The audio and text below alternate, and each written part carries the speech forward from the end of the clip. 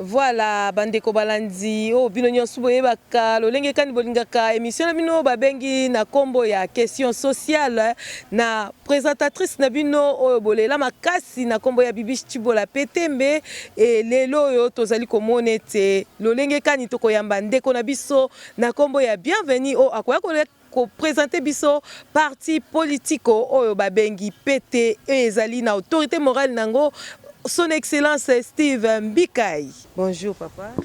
Bonjour maman. Papa, okoki ko expliquer biso kombo na yo nani ozanani o vanda wapi?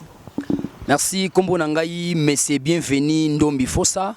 Naza le fondateur ya ONG Remabis oeza na niveau ya Congo central mais ils a répondu partout naza na Chopo, naza na Kisasa, Mwanda, Boma et naza président chargé de l'administration ya parti politique PT na plateforme Otobengi na kombo ya fonds patriotique pour na soutien ya président Nabiso de la République Félix Antoine Tshisekedi.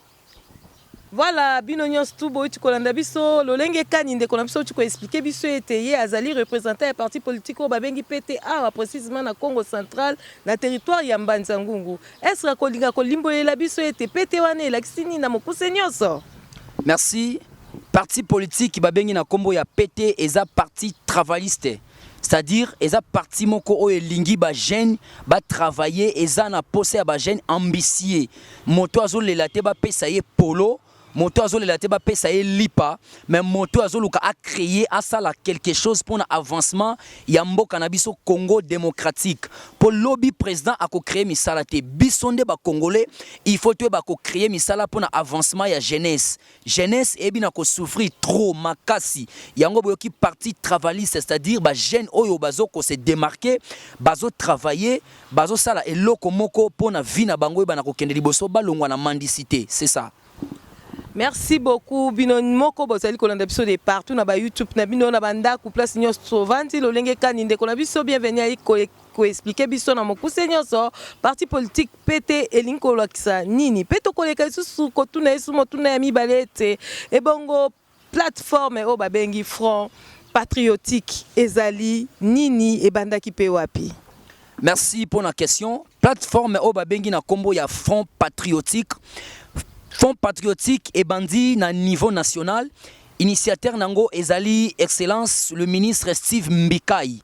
Yende aibina ko créer plateforme o, c'est-à-dire après union sacrée atali abi non président nabiso de la République Félix Antoine Tshisekedi azo sala makambu ya bien na mboka, c'est-à-dire il faut ko créer lo komoko pona ko soutenir ye na 2023.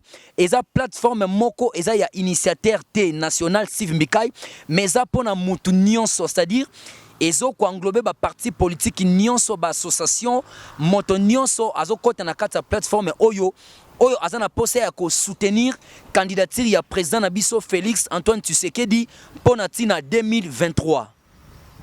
Merci beaucoup papa, bienvenue. Est-ce que vous pouvez expliquer biso awa na Mbanza Ngungu est-ce que parti ici et Vandi to ezali ndenge nini?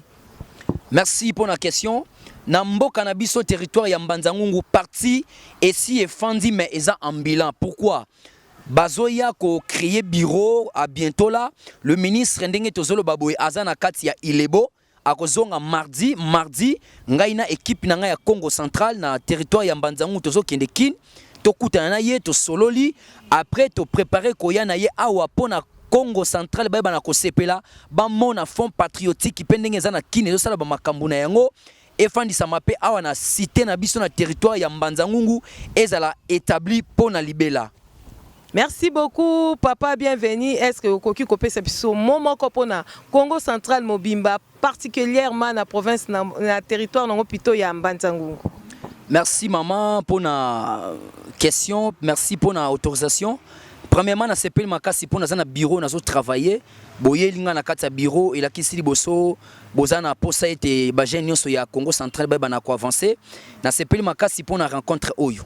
Alors nazo yebisa ba jeune nyonso ya province ya Congo central précisément na territoire na biso ya Mbanza Ngungu ete parti politique travailliste eza pona mutu nyonso mais plateforme autobengi fond patriotique ezo ko englober ba parti politique nyonso, c'est-à-dire ceux qui ont posa au soutenir vision et chef de l'État oko ya ko s'adhérer na kati ya fonds patriotique eza na ngombongo te eza eloko te eza intérêt ya initiateur te le ministre Steve Mbikai eza intérêt liboso ya président na biso akende liboso pour na candidature na ye ya 2023 et nazwebisa ba jeune union so ya Congo central précisément na ville ya Mbanzangu ete tozala prêt son excellence yemoko l'autorité Steve Mbikai azoya kala mingi te na Mbanzangungu pona ko maniola nini oeza fonds patriotique pona ko maniola biso 2023 esengi na ba jeune ko sala nini pona ko maniola biso nini ezosenga pona venir ya lobby donc tozala toujours attentif. À bientôt.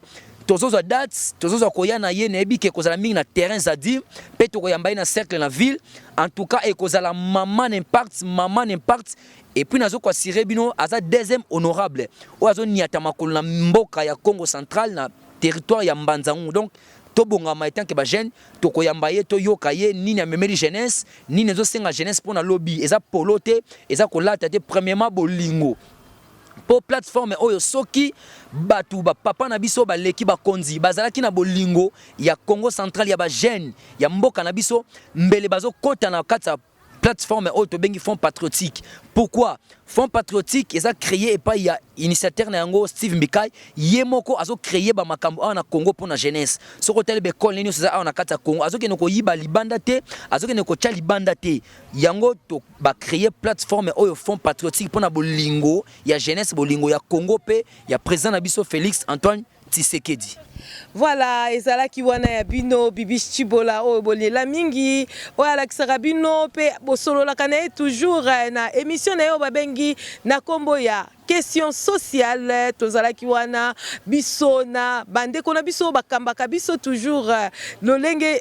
Voilà, bandeko balandi awa nde toyeko sukisa émission na bino bolingaka mingi na kombo ya question sociale bino moko bomoni lolenge kani to uti koyamba ndeko na biso bienvenue foka yende azali cordon ya ONG babengi Remambus et puis yende pe lisusu azali mokambi ya parti politique oye auti kolekse biso ezali kokamba mana autorité morale mwana mboka o babengi na kombo ya son excellence Steve Mbikai.